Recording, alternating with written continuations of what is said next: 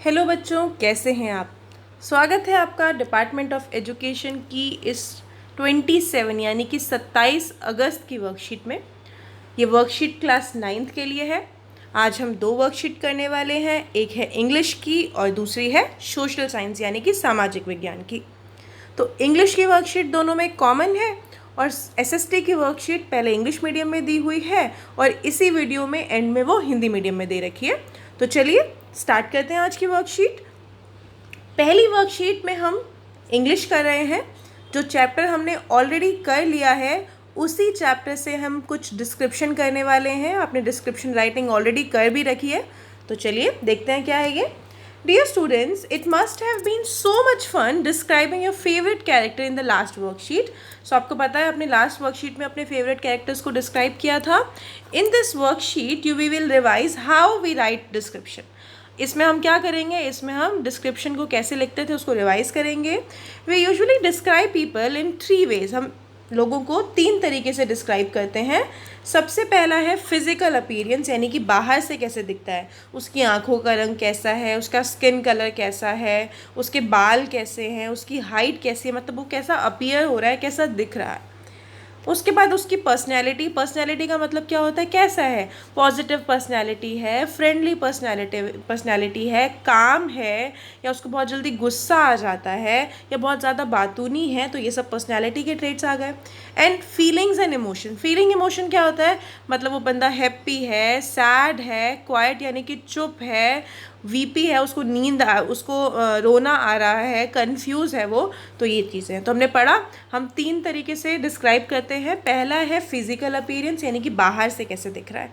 बाहर से मतलब बाल कैसे हैं, स्किन कैसी है, स्ट्रक्चर कैसा है, कपड़े कैसे पहन रखे हैं। फिर हम पढ़ते हैं पर्सनालिटी के बारे में। पर्सनालिटी में आ जाता है कि भाई क्या ट्रेट्स क्या है उसके अंदर। ट्रेट्स का मतलब क्या है, होता है ना हर किसी का अपना अपना मिजाज होता है। कोई बहुत फ्रेंडली होता है, कोई किसी को बात करना ज़्यादा अच्छा नहीं लगता, कोई चुप रहना अच्छा लगता है, तो वो उसकी पर्सनालिटी होती है। एंड लास्ट है फीलिंग इमोशन, उसको कैसा फील हो रहा है। ऐसा होता है पर्टिकुलर मोमेंट में मैं अभी हैप्पी हूँ, थोड़ी देर बाद हो सकता है मुझे रोना आए, हो सकता है मैं बहुत ज़्यादा खुश हूँ, हो सकता है मैं बहुत ज़्यादा एक्साइटेड हूँ। तो इन 3 तरीके से हम डिस्क्राइब करते हैं। Let us revise some of the ideas and words we can use for each of this category. बोला है, नीचे कुछ हमें टाइप दे रखे हैं, तो चलिए देखते हैं क्या है ये। फिजिकल अपीयरेंस, जैसा कि मैंने आपको बताया था, बाहर से कैसे दिख रहा है, मतलब आइज ऑफ कलर क्या है, बालों का रंग कैसा है, स्किन टोन कैसा है, उसकी हाइट कैसी है, बिल्ड कैसा है, स्ट्रक्चर ऑफ फेस कैसा है फेस, बोलते हैं उसका गोल फेस है, उसका राउंड फेस है। सीता मेरी एक फ्रेंड है, उसका ना बहुत लंबा सा मुंह है, ऐसे करके हम बोलते हैं ना, उसका फेस काफ़ी लंबा सा है, बहुत अच्छी से क्यूट सी लगती है वो। और हम बोलते हैं उसकी ना वो वाली फ्रॉक बहुत अच्छी लग रही थी, मैंने उसका सूट देखा था, वो सूट बहुत ही ज़्यादा अच्छा था। या फिर हम बोलते हैं कि उसकी टी शर्ट देखिए, उसकी टी शर्ट कितनी बढ़िया थी। तो ये टाइप्स ऑफ क्लोथ्स, इस तरीके से हम उसका फिजिकल अपीयरेंस दिखा रहे हैं। जैसे अगर मान लो आपको किसी के बारे में बताना है और आप बता नहीं पा रहे हो, मतलब आपको नाम नहीं याद उसका, आप ऐसे बोलते हो ना, अरे वो लड़का याद है यार जो थोड़ा लंबा सा था, उसकी हाइट, हाँ हाँ हाँ हाँ हाँ, अरे थोड़ा सांवला से रंग का था। इस तरीके से हम लोग बोलते हैं, तो हम उसका फिजिकल अपीयरेंस दिखाते हैं। ठीक है, अगला है हमारे पास पर्सनैलिटी, उसकी पर्सनैलिटी कैसी है। सो पर्सनैलिटी में क्या होता है, टेम्परामेंट मतलब काम, बोलते हैं ना बहुत ही काम। हमारी इंग्लिश वाली मैम ना, वो बहुत ही काम नेचर है उनका, इस तरीके से। या फिर ना वो वाले जो टीचर है ना, उनको बहुत जल्दी गुस्सा आ जाता है, इस तरीके से बोलते हैं हम लोग। तो उनकी पर्सनैलिटी वैसी है।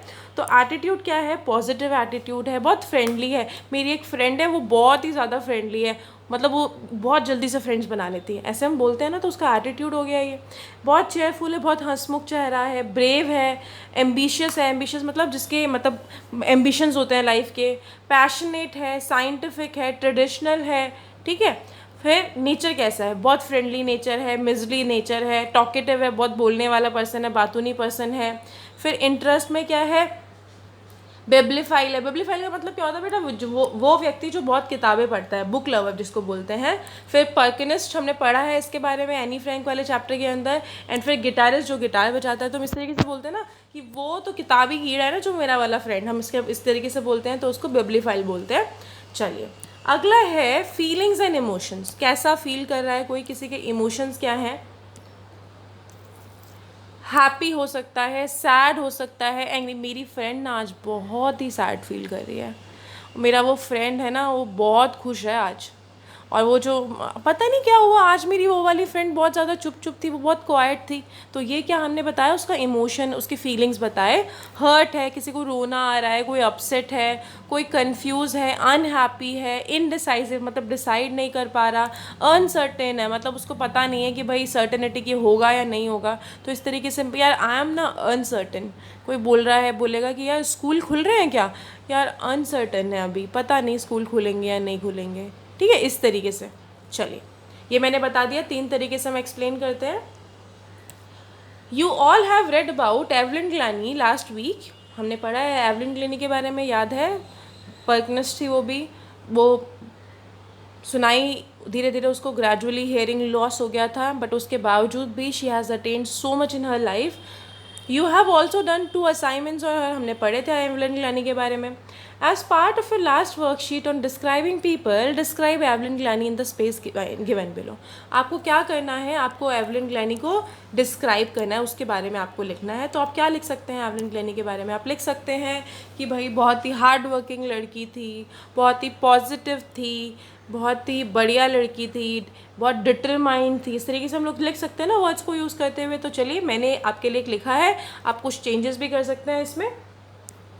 Evelyn was a determined and hard working girl, बहुत ही डिटरमाइंड थी और बहुत ही हार्ड वर्किंग थी, मतलब इच्छा शक्ति बहुत अच्छी थी उसकी, जो ठान ले वो करके रखती थी। और हार्ड वर्किंग का मतलब क्या होता है कि हार्ड वर्किंग का मतलब है कि बहुत ज़्यादा मेहनती लड़की थी। ठीक है, with her rock strong will power she overcome the obstacle that was presented by nature. अब उसने अपनी जो उसकी विल पावर थी, बिल्कुल पत्थर की तरह जो विल पावर है, मतलब यहाँ पे मैं कहने का मतलब है कि जो स्ट्रॉन्ग विल पावर है बेटा, ऑब्स्टेकल का मतलब क्या होता है, रुकावटें, जो रुकावटें उसको नेचर ने दी थी, नेचर ने तो दी थी भाई, उसको सुनना धीरे धीरे कम हो गया था, तो उन ऑब्स्टेकल्स को भी उसने पार कर लिया। In childhood she lost her hearing capability gradually, उसने क्या हुआ था, धीरे धीरे बचपन में उसकी जो सुनने की क्षमता थी वो धीरे धीरे कम होती चली गई। At the age of 11 years her hearing power was severely damage, जब वो 11 साल की थी तो भाई काफ़ी हद तक उसकी जो सुनने की क्षमता थी वो कम हो गई। In spite of her handicap she didn't want to give up, अब वो हैंडीकैप तो हो ही गई थी, लेकिन ज़रूर बेटा हैंडीकैप का मतलब ये नहीं होता कि हाथ से हैंडीकैप, पैर से हैंडीकैप, जब हमारा कोई और अंग काम करना कम कर देता है या बंद कर देता है उसको भी हम हैंडीकैप ही बोलते हैं। तो उसने गिव अप नहीं किया। She took music as a passion, उसने म्यूज़िक को अपने पैशन की तरह लिया। Her teachers discourage her but percussionist Ron Forbes guided her, उसके टीचर ने उसको डिस्करेज किया लेकिन जो रॉन फॉब्स थे उन्होंने उसको गाइड किया। She joined a 3-year course eight royal academy of music, उसने 3 साल का कोर्स जो कि रॉयल अकेडमी ऑफ म्यूज़िक में अवेलेबल था उसने वो किया। She captured most of top award at the royal academy, जितने भी टॉप अवार्ड्स होते हैं वहाँ पे उसने सारे के सारे लिए। She is the world's most sought multiplayer of drum and tables, जो वर्ल्ड के जो मोस्ट सॉट मतलब सबसे ज़्यादा जाने वाले विख्यात बोलते हैं जो ड्रम प्लेयर हैं और जो मल्टीप्लेयर है जो बहुत सारी चीज़ें बचाते हैं उनमें उनका नाम आता है। She is the shining example of determination, और वो क्या है, डिटर्मिनेशन यानी कि इच्छा शक्ति का एक शाइनिंग एग्जाम्पल है। क्या है, इच्छा शक्ति का एक शाइनिंग एग्जाम्पल है। तो ये हमने करा। आज हमारे पास एक ही क्वेश्चन था इंग्लिश में, आपको एवलिन ग्लानी के बारे में लिखना था और डिस्क्राइब करना था एक तरीके से। हमने डिस्क्राइबिंग वर्ड्स तो किया ही है, तो आपको डिस्क्राइब करना था उसके बारे में और ज़्यादा। तो ये हमने आज इंग्लिश की वर्कशीट कंप्लीट कर ली। अभी हम हिंदी की वर्कशीट करने वाले हैं, SST की वर्कशीट करने वाले हैं, पहले इंग्लिश में और उसके बाद हिंदी में। तो चलिए शुरू करते हैं। SST में हम लोग पढ़ने वाले हैं बिफोर रशियन रेवोल्यूशन, हिस्ट्री का ही है, यही हम पढ़ रहे थे इतने टाइम से, इसी को कंटिन्यू करेंगे। पहले हमारे पास है रशियन रेवोल्यूशन से पहले। The Russian empire included current day Finland, Latvia, Estonia, parts of Poland, Ukraine, Belarus, Georgia, Armenia and Azerbaijan. बेटा ये कुछ नाम लिखे हुए हैं। तो जो रशियन एम्पायर है, अभी ये सारे के सारे देश रशियन एम्पायर के अंदर ही आते हैं, मतलब रशिया के अंदर ही आते हैं। तो Russian empire, tsar Nicholas II was an autocratic ruler, middle class liberals lacked political rights. बोला है बेटा जो टसर निकोलस है बेटा II, वो क्या था, बहुत ऑटोक्रेटिक रूलर था। वहाँ पे क्या था, मिडिल क्लास में जो कि लिबरल्स आते थे उनको पॉलिटिकल राइट्स नहीं दे रखे थे बिल्कुल भी। मतलब पॉलिटिकल राइट्स का मतलब क्या है, जो भी राजनीति से रिलेटेड चीज़ें होती थी वहाँ पे जो मिडिल क्लास लोग थे, जो लिबरल्स थे, उनका कोई भी कंट्रीब्यूशन नहीं था, वो उनको पार्टिसिपेट करने ही नहीं देता था। Political parties were illegal in Russia, Russia में इलीगल पॉलिटिकल पार्टीज़ नहीं बन सकती थी। About 85% of population earn their living from the agriculture, जो 85% पॉपुलेशन थी वो अपनी लाइवलीहुड, अपनी अर्निंग कैसे करती थी, एग्रीकल्चर से लेती थी। Only the rich farmer have their own land, सिर्फ जो अमीर अमीर फार्मर्स थे उनके पास उनके लैंड थे। The nobility, the crown and the orthodox church owned large properties, अब बोल रखा है जो नोबैलिटी थी, जो नोबल्स थे, जो चर्च ओनर्स थे, सारे के सारे जो प्रॉपर्टीज़ थी उनके पास थी। Generally the ration relation between peasants and landlords were not good, जो पीजेंट थे और जो लैंडलॉर्ड्स थे बेटा, जिनके पास पीजेंट्स जो काम करते थे वहाँ पे, और जो लैंडलॉर्ड जिनकी ज़मीन होती थी, उनके बीच में बढ़िया रिलेशन नहीं होते थे। Many a time the peasants use to rebel for not paying rent और ओइंग लैंड, तो वो क्या करते थे, कई बार क्या हो जाता है, जो पीजेंट्स थे बेटा उनके बीच में झगड़े वगड़े भी होते थे। Due to the tough geographical condition generally only one crop was cultivated in a year, geographical conditions अच्छी नहीं थी, मतलब जैसे अभी है ना बारिश कुछ सर्टन नहीं था, अच्छी कंडीशंस नहीं थी, इस वजह से एक साल में एक ही फसल हो पाती थी। ठीक है। Prominent industrial area at Saint Petersburg and Moscow, prominent industrial area were at St. Petersburg and Moscow, ये दो थे इंडस्ट्रियल एरिया थे। Here iron and steel and coal production increase rapidly, यहाँ पे धीरे धीरे आयरन कोल प्रोडक्शन धीरे धीरे बढ़ने लगा। The condition of labour class was very poor, जो लेबर क्लास थी उनकी कंडीशन बहुत ज़्यादा पुअर थी। They had to work for long duration, उनको बहुत टाइम तक काम करना पड़ता था, लंबी लंबी ड्यूरेशन मतलब काफ़ी घंटे काम करना पड़ता था एक दिन में।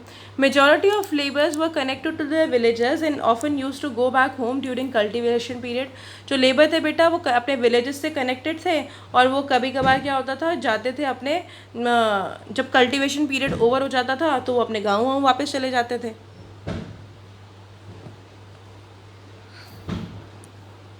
Conventionally, the Russian peasants pooled their land together periodically to their commune and used to farming together, वो क्या करते थे, जो बाकी कम्यून के लोग थे उनके साथ मिलके वो क्या करते थे, फार्मिंग करते थे। This feeling of collectivism become the motivational base for socialist resolution, और यही कलेक्टिविज्म जो दोनों कम्युनिटीज़ आके मिलके काम करती थी, इसी की वजह से क्या हुआ, आगे जो सोशलिस्ट का रेवोल्यूशन था वो हुआ। Liberal, social democrats and social revolutionary wanted to abolish the autocracy due to the poor economic condition and they wanted the socialist and primarily rule. जो बेटा लिबरल्स थे जिनको कम राइट दे रखे थे, सोशल डेमोक्रेट्स थे, सोशल रेवोल्यूशनरी थे बेटा, वो चाहते थे कि जल्दी से जो ये ऑटोक्रेसी है ना, जो ये राजा वाला जो बेकार का जो पुराना वाला शासन चल रहा है उसको ख़त्म कर दें, और वहाँ पे भी क्या हो जाए, इकोनॉमिक कंडीशन बढ़िया हो जाए और वहाँ पे पार्लियामेंट्री रूल आ जाए। अभी क्या है सोशलिज्म इन रशिया, आपको पता है सोशलिज्म क्यों आया रशिया में, क्योंकि भाई जो दो थे, हमने यहाँ पे भी पढ़ा था कि इन दोनों की वजह से ही, दोनों साथ में लिखा ना, conventionally the Russian peasants pool there land together periodically with the commune, तो ये दोनों कम्यून और ये मिलके करते थे, और इसी की वजह से क्या हुआ, हमारा सोशलिस्ट रेवोल्यूशन हुआ। तो The Russian Social Democratic Worker Party was formed in 1898. 1898 में बेटा क्या हुआ, Russian social democratic worker party start हुई। Peasants also formed the Social Revolutionary Party in 1900. तो जो 1900 था बेटा 1900 में था, जो पीजेंट्स थे बेटा उन्होंने भी क्या करा, उन्होंने भी भाग लेना स्टार्ट कर दिया सोशलिस्ट रेवोल्यूशन के अंदर। इन द ईयर 1903 यानी कि 3 साल के बाद Russian democratic party was decided in the Bolshevik majority and Mensheviks minority, तो जो माइनॉरिटी मेजॉरिटी थे बेटा साथ में मिलकर उनकी एक पार्टी स्टार्ट हुई जो कि 1903 में स्टार्ट हुई। फिर bloody Sunday and the 1905 revolution, bloody Sunday पढ़ते हैं उसके बारे में। During the time of unrest when change was demanded a group of workers reach the winter palace of the tussar, तो बेटा जिस टाइम पे क्या हुआ था, जब चेंज का डिमांड की गई उस टाइम पे क्या हुआ, एक वर्कर्स का जो ग्रुप था बेटा, टसर में एक प्लेस है, सर्दियों के टाइम पे वो लोग वहाँ पे पहुँचे। The group was attacked by the police, जो ग्रुप है उसको पुलिस ने अटैक कर दिया। ओवर 100 वर्कर्स वर किल्ड, बहुत सारे वर्कर्स मर गए, 100 से ज़्यादा वर्कर्स मर गए थे. This incident was known as bloody Sunday. इसको क्या कहा गया? Bloody Sunday. थोड़ा सा इसको कनेक्ट करने का ट्राई करते हैं. आपने जलियांवाला बाग वाला सुना होगा. जलियांवाला बाग अमृतसर में, वहाँ पे भी तो जनरल डायर ने क्या किया था? गोलियाँ चला दी थी. उसी टाइप का थोड़ा थोड़ा हुआ था. ठीक है, टसर एक जगह है, वहाँ पे सर्दियों के टाइम पे कुछ वर्कर्स इकट्ठे हुए, उन्होंने बात करनी थी यहाँ पे, मान लो किस भी चीज़ के लिए वो लोग वहाँ पे खड़े मतलब कलेक्ट हुए, एंड वहाँ पे उनको पुलिस ने अटैक कर दिया. जब पुलिस ने अटैक कर दिया तो बहुत सारे वर्कर्स मर गए, 100 से ज़्यादा वर्कर मर गए. जब वर्कर्स मरे तो तब से उस इंसिडेंट को बोला गया bloody Sunday. Under the pressure of revolution, tussar allowed the creation of elected consultative parliament और डूमा. और उसके बाद जब वहाँ पे बहुत ज़्यादा, भाई लगा लो इतने सारे लोग मर गए, तो वहाँ पे क्या हो गया? प्रेशर बना बहुत ज़्यादा. और इसके बाद क्या हुआ? जो पार्लियामेंट, बोला गया कि भाई वहाँ पे पार्लियामेंट बनेगी. ठीक है, आगे देखेंगे. द फर्स्ट वर्ल्ड वॉर, पहला विश्व युद्ध. When a severe impact on Russia, इसकी वजह से क्या हुआ? बहुत सीवियर इम्पैक्ट पड़ा रशिया के ऊपर. Russian आर्मीज lost badly in Germany and Austria. तो रशियन आर्मी थी बेटा, वो जर्मनी और ऑस्ट्रिया में बुरी तरीके से हार गई. जो वॉर हुई बेटा 1914 से 1917 के बीच में, इसकी वजह से इंडस्ट्रीज़ और फार्मिंग पे भी बहुत ज़्यादा इफेक्ट पड़ा. देयर लेबर शॉर्टेज, लेबर की कमी हो गई.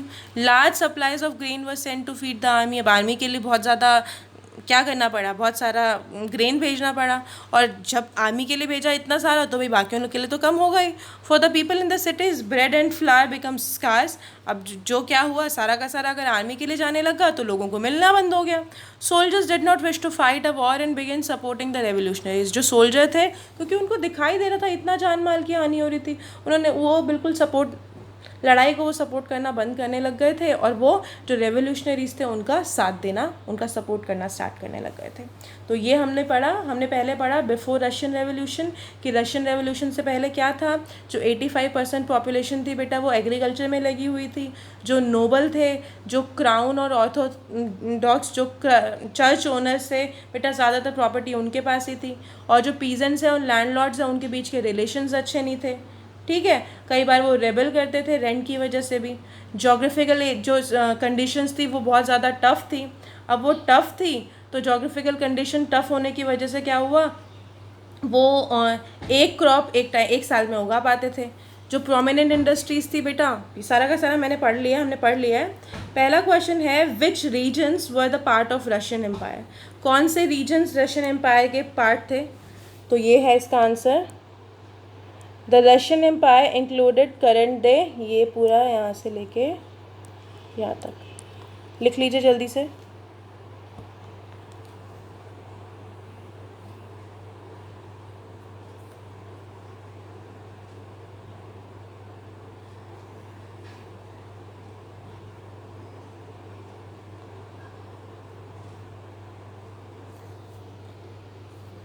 चलिए नेक्स्ट क्वेश्चन देखते हैं. How was socio economic condition of Russian empire before the Russian revolution.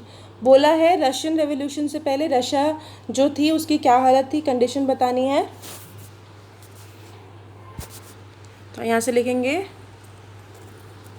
Middle class liberals lacked political rights, political parties were illegal in Russia, about 85% of population earned their living from agriculture, only the rich farmers have their own land, the nobility, the crown and orthodox church owned large properties, the relations between peasants and landlords were not good. Due to tough geographical condition, generally only one crop was cultivated in a year.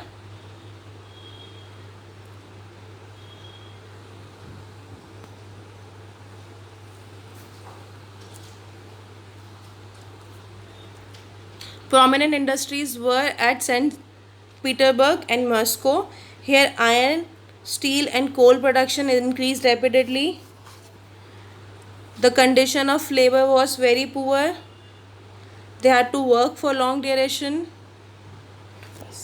ये second का answer है. I know थोड़ा सा बड़ा है, but बहुत सारे points cover हो गए हैं इसके अंदर, मैं समझा देती हूँ। तो जो बेटा मिडिल क्लास जो लिबरल थे बेटा, पॉलिटिकल राइट्स नहीं थे उनके पास, और 85% जो पॉपुलेशन थी वो खेती बाड़ी करती थी। जो रिच फार्मर्स थे उन्हीं के पास लैंड था। जो नोबैलिटी एंड क्राउन ओनर्स थे, जो चर्च ओनर्स थे, उनके पास ज़्यादातर लैंड था। जो पीजेंट्स थे और लैंडलॉर्ड थे उनके बीच में अच्छे रिलेशन नहीं थे। जो टफ जोग्राफिकल कंडीशन थी उसकी वजह से वहाँ पे खेती बाड़ी नहीं हो पाती थी, एक साल में एक ही बार हो पाती थी। प्रोमिनेंट इंडस्ट्रीज़ कहाँ पे थी? सेंट पीटर्सबर्ग, पिट्सबर्ग और मॉस्को में थी। यहाँ पे स्टील और कोल प्रोडक्शन बढ़ने लग गया, और जो लेबर क्लास थी वो बहुत ज़्यादा पुअर थी और उनको बहुत घंटे काम करना पड़ता था। ये है आपका क्वेश्चन नंबर 2 का आंसर। आप इसे पॉज करके लिख सकते हैं, इसे पॉज कर लीजिए आप और इसको आगे लिखो।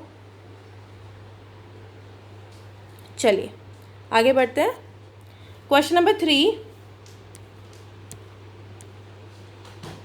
Right briefly about the 2 situations and 2 differences you find between French revolution and Russian revolution. So in this question आपको बताना है 2 सिमिलैरिटीज़, यानी क्या क्या सेम बातें थी between the Russian revolution and French revolution, and second आपको डिफरेंसेस भी बताने हैं कि दोनों में क्या डिफरेंसेस थे। तो हमने जो पीछे वर्कशीट करी है, हमने रशियन रेवोल्यूशन के बारे में भी पढ़ लिया और फ्रेंच रेवोल्यूशन के बारे में भी पढ़ लिया। अब आप ईजिली डिफरेंस बता सकते हैं। तो चलिए देखते हैं क्या डिफरेंस है, क्या सिमिलैरिटीज़ हैं। तो सिमिलैरिटीज़ हैं, the main similarity is that there was massive loss of life in both events, mostly the ruling class. इसमें क्या हुआ बेटा, सिमिलैरिटी ये है कि दोनों में बहुत ज़्यादा लॉस हुआ। किसका? लाइफ का, लोग मरे बहुत ज़्यादा, और स्पेसिफिकली कौन? जो रूलिंग क्लास है उसके अंदर। सेकेंड सिमिलैरिटी है, in both revolutions the indisposed royal families were executed. अभी आपको पता है रॉयल फैमिलीज धीरे धीरे क्या हो गई, कम होती चलेगी दोनों के अंदर। ठीक है, अब हम डिफरेंसेस देखेंगे। डिफरेंसेस में क्या है, a difference between the 2 revolution is that Russia had an unsuccessful pre revolution in 1905।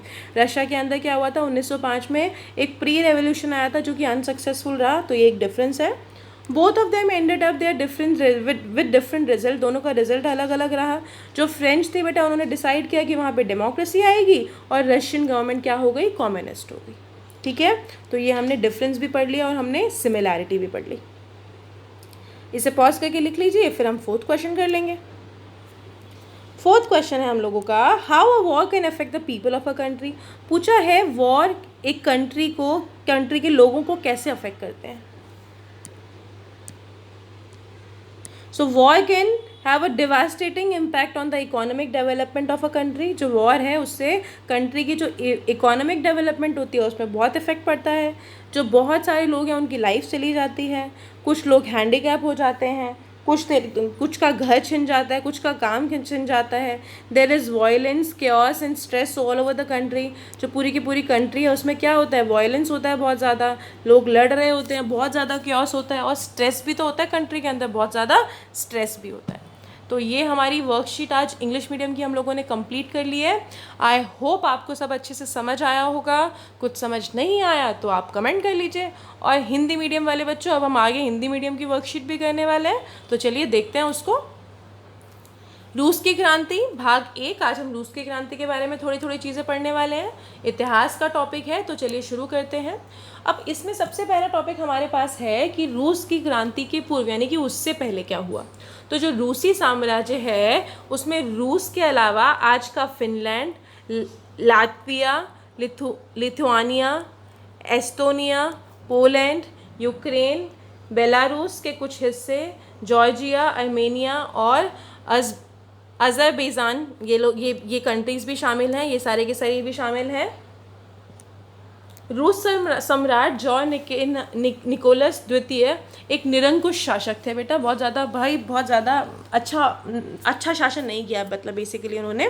मध्यम वर्ग के उदारवादियों के पास राजनीतिक अधिकारों का अभाव था। जो मध्यम वर्ग के उदारवादी लोग थे बेटा, उनके पास जो राजनीतिक अधिकार है वो नहीं। जैसे अभी हम सब लोगों के पास, हम सब जो भी 18 साल से ऊपर का है वो राजनीति में डायरेक्टली या इनडायरेक्टली भाग तो लेता ही है, हम लोग वोट देते हैं। तो वहाँ ऐसा कुछ जो मिडिल क्लास लोग थे उनको ऐसा कुछ नहीं दे रखा था। राजनीतिक दल रूस में अवैध थे। 85% यानी कि 85% आबादी कृषि कार्य से जुड़ी हुई थी। केवल जो बड़े किसान थे बेटा उन्हीं के पास ज़मीन थी, और जो ज़्यादातर ज़मीन थी वो उसका जो अधिकार है, उसका जो स्वामित्व है वो सामंतों रूढ़िवादी चर्च के पास था। ठीक है, जो सामान्यतः किसान और ज़मींदार थे बेटा उनके बीच में संबंध बहुत अच्छे नहीं थे। किसान अक्सर लगान ना देने या ज़मीन पर कब्जे के लिए विरोध किया करते थे। कठोर भौगोलिक परिस्थितियों के कारण सामान्यतः वर्ष में एक ही फसल उगाई जाती थी। जैसे यहाँ पे तो भाई रबी, खरीफ, फिर जायद 3 फसल उगती है, तो वहाँ पे एक ही उग पाती थी, बिकॉज भौगोलिक परिस्थितियाँ बहुत अच्छी नहीं थी। पिट्सबर्ग, मॉस्को, यहाँ पे 2 लौह इस्पात उद्योग और कोयला खनन उद्योग स्थापित था। मजदूर वर्ग की स्थिति बहुत ख़राब थी, उन्हें लंबे समय तक काम करना पड़ता था। अधिकतर मजदूर गांव से जुड़े हुए थे और खेती के लिए वो अपने गांव, खेती के बाद वो अपने गांव लौट जाते थे। परंपरा के रूप में रूसी किसान अक्सर अपनी ज़मीन अपने कम्युनिस्ट या मीर को सौंप देते थे। यहाँ मिलकर सामूहिक रूप से खेती करते थे। यही सामूहिकता को भावना समाजवादी क्रांति के लिए प्रेरणा का आधार बनी। उदारवादी सामाजिक डेमोक्रेट और सामाजिक क्रांतिकारी खराब आर्थिक परिस्थितियों के साथ निरंकुश शासक को समाप्त कर समाजवादी शासन और संसद द्वारा शासन चाहते थे। तो बेटा यहाँ पे कुछ बता रखी है, रूस के बारे में बता रखा है कि क्या था वहाँ पे। सबसे पहले तो बेटा वहाँ पे लोगों को पॉलिटिकल राइट्स नहीं दे रखे थे, राजनीतिक अधिकार नहीं दे रखे थे। किसको? मध्यम वर्ग और कि जो उदारवादी लोग थे उन लोगों को। राजा का निरंकुश शासन था, राजा चाहे जो वो कर सकता है। उसके बाद राजनीतिक दल अगर बनाया किसी ने तो वो तो अवैध था, कोई नहीं बना सकता था राजनीतिक दल रूस में। जो 85% आबादी थी बेटा वो कृषि के कार्यों में लगी हुई थी। जो बड़े बड़े किसान थे उनके पास खुद की ज़मीन तो थी, लेकिन जो बाकी थे वो बेचारों को क्या करना पड़ता था? दूसरों की ज़मीन पर काम करना पड़ता था। समटाइम्स क्या होता था, किसान और ज़मींदार इन सब के बीच में जो रिलेशंस थे बेटा वो बहुत अच्छे नहीं थे। वो क्या करते थे, किसान क्या करते थे कि या तो लगान नहीं दे पाते थे, और अगर विरोध करते थे, कब्जा कर लेते, तो इस वजह से भी लड़ाई झगड़ा होता था। भौगोलिक परिस्थितियाँ बहुत अच्छी नहीं थी, जिस वजह से क्या होता था, साल में एक ही बार फसल उगती थी। अब सेंट पीटर्सबर्ग और मॉस्को बेटा 2 जगहें लिखी हुई है। यहाँ पे उद्योग लगे हुए थे, एक तो लौह इस्पात उद्योग लगा हुआ था और एक कोयला खनन उद्योग लगा हुआ था। उसके बाद जो चलो वो काम तो बढ़िया चल रहा था, लेकिन जो मजदूर हैं उनकी स्थिति बहुत अच्छी नहीं थी, बहुत ख़राब स्थिति थी उनकी। उन बेचारों को बहुत लंबे लंबे समय तक काम करना पड़ता था। जो मजदूर थे बेटा वो गांव से जुड़े हुए थे, और खेती के दिनों में वो अपने गांव, मतलब जब खेती होती थी तो अपने गांव में चले जाते थे। अब परंपरा के हिसाब से क्या होता था बेटा, जो रूसी किसान थे बेटा वो अपनी ज़मीन और कम्युनिस्ट या मीर को सौंप देते थे, और वो मिलजुल के सामूहिक रूप से काम करते थे। और भाई चलो कोई तो मिलजुल के काम कर रहा है, और इसी मिलजुल के काम करने के चक्कर में क्या हुआ भाई, जो हमारी समाजवादी क्रांति आई थी इसी की वजह से आई थी। जो उदारवादी सामाजिक डेमोक्रेटिक और सामाजिक क्रांतिकारी खराब की जो परिस्थितियाँ बेटा वो चाहते थे कि जो राजा है उसके जो निरंकुश शासन है उसको ख़त्म कर दे, और वहाँ पे भी क्या आ जाए, संसद द्वारा शासन आ जाए। ठीक है, अब हम पढ़ेंगे रूस में समाजवाद किस तरीके से आया था। तो रूसी सामाजिक लोकतांत्रिक श्रमिक पार्टी का गठन 1898 में हुआ था। किसानों ने भी 1900 में समाजवादी क्रांतिकारी पार्टी का गठन किया था। 1903 में रूसी लोकतांत्रिक श्रमिक पार्टी बहुमत यानी कि बोल्शेविक और मेंशोविक यानी कि अल्पमत में विभाजित हो गई, 2 पार्ट्स में डिवाइड हो गई थी। फिर एक खूनी रविवार आता है जो कि 1905 की क्रांति जिसको भी कहते हैं। तो जो हमारी खूनी रविवार था वो क्या था, आप लोगों ने सुना होगा जलियांवाला बाग। तो थोड़ा सा जलियांवाला बाग के टाइप ही कुछ हुआ था। अशांत समय के दौरान जब परिवर्तन की मांग की गई तो श्रमिकों का एक जुलूस जार शीतकालीन महल में जा पहुंचा। जुलूस पर पुलिस द्वारा हमला किया गया। 100 से अधिक कार्यकर्ता मारे गए। इसे खूनी रविवार के नाम से जाना जाता है। क्रांति के दबाव में जार ने एक निर्वाचित संसद के निर्माण की अनुमति दी। तो इसी तरह का कुछ हुआ था हमारा। जलियांवाला बाग के अंदर भी जनरल डायर में गोलियां चला दी थी, तो वहाँ भी थोड़ा इसी तरह का हुआ और 100 से ज़्यादा लोग मर गए। अब इस क्रांति का दबाव तो ज़्यादा था, दबाव बनता गया, और इस वजह से ही निर्वाचित संसद जो पार्टी थी बेटा उसका गठन हुआ। आगे देखेंगे प्रथम विश्व युद्ध।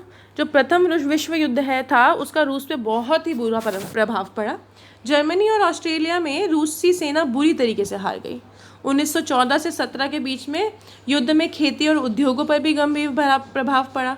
मजदूरों की कमी हो गई।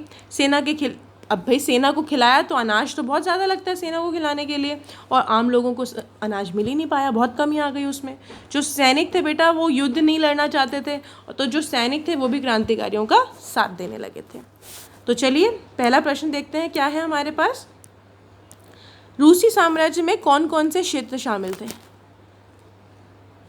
तो इसका उत्तर है रूसी साम्राज्य में रूस के अलावा आज का Finland, Latvia, Lithuania, Estonia, Poland, Ukraine, Belarus के कुछ हिस्से, जॉर्जिया, आर्मेनिया और अजरबैजान शामिल थे। तो ये आपका फर्स्ट का आंसर है, उत्तर नंबर 1 है आपका ये। तो इसको जल्दी से नोट डाउन कर लीजिए आप। अगला प्रश्न देखते हैं फिर हम।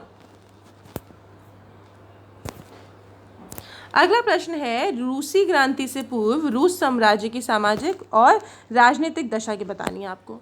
तो उससे पूर्व वाला पैराग्राफ तो यही है। तो यहाँ देखते हैं, मध्य वर्ग के उदारवादियों के पास राजनीतिक अधिकार का अभाव था। राजनीतिक दल रूस में अवैध थे। 85% आबादी कृषि कार्यों से जुड़ी हुई थी। केवल बड़े किसानों के पास ही ज़मीन थी। अधिकांश संपत्तियों पर स्वामित्व सामंतों और रूढ़िवाद चर्च का था। सामान्यतः किसानों और जमींदारों में संबंध अच्छे नहीं थे। कठोर भौगोलिक परिस्थितियों के कारण सामान्यतः वर्ष में एक ही फसल उगाई जाती थी। सेंट पीटर्सबर्ग बहुत तेज़ी से लौह इस्पात और कोयला खनन उद्योग स्थापित हुआ था। मजदूर वर्ग की स्थिति बहुत ख़राब थी, उन्हें लंबे समय तक काम करना पड़ता था। तो ये है सेकंड का आंसर। जो आपको जितना जितना मार्क कर रखा है आप उतना उतना नोट डाउन कर सकते हैं। इसे पॉज कर लीजिए और जल्दी से नोट डाउन कर लीजिए। चलिए, फ्रांसीसी क्रांति तथा रूसी क्रांति में आपको 2 अंतर और 2 समानताएं लिखनी है। तो समानताएं देखती हैं क्या है। मुख्य समानता यह है कि दोनों घटनाओं में बड़े पैमाने पर नुकसान हुआ। आपको पता है कितना जान माल का नुकसान हुआ था। फिर उसके बाद ज़्यादातर शासन वर्ग दोनों क्रांतियों में अपरिहार्य शासी परिवारों को निष्पादन किया गया था। ठीक है, ये हमने पढ़ लिया। अंतर क्या है? 2 क्रांतियों के बीच का अंतर ये है कि रूसियों ने 1905 में असफल पूर्व क्रांति की थी। रूस में हुई थी लेकिन दूसरे में नहीं हुई थी, फ्रांस। दूसरा है फ्रांसीसी और रूसी क्रांतियों के समान कारण थे लेकिन दोनों अलग अलग परिणामों के साथ समाप्त हुई थी। फ्रांसीसी सरकार ने एक लोकतंत्र का फैसला लिया जबकि रूसी सरकार कम्युनिस्ट बन गई। तो अलग अलग है, हमने पढ़ा था लोकतंत्र अलग होता है, कम्युनिस्ट सरकार अलग होती है, तो दोनों में डिफरेंस अलग अलग है।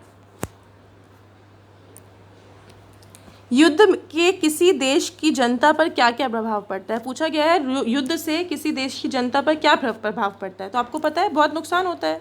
तो युद्ध से देश की आर्थिक विकास पर विनाशकारी प्रभाव पड़ सकता है। बहुत से लोग अपनी जान गंवाते हैं, कई लोग जीवन के लिए विकलांग हो जाते हैं, कई अपना घर और काम खो देते हैं। पूरे देश में हिंसा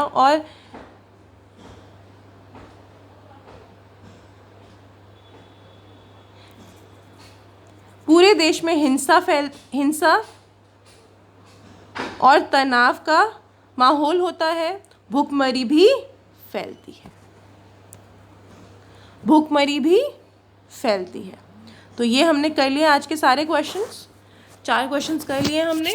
पहले 2 आपको पैसेज में से ही जो आपको दे रखा था उसी में से हमने ढूंढ लिए हैं, और 3rd 4th हमने यहाँ पे लिख लिए हैं। तो आप इसको पॉज करिए, इसको अच्छे से नोट डाउन करिए। कोई डाउट होता है तो आप डाउट पूछ सकते हैं, कमेंट कर सकते हैं। आज के लिए हम यहीं पे बाय बाय करते हैं आपको। अब हम कल मिलेंगे कल की वर्कशीट के साथ। तब तक के लिए स्टे हेल्दी, स्टे सेफ।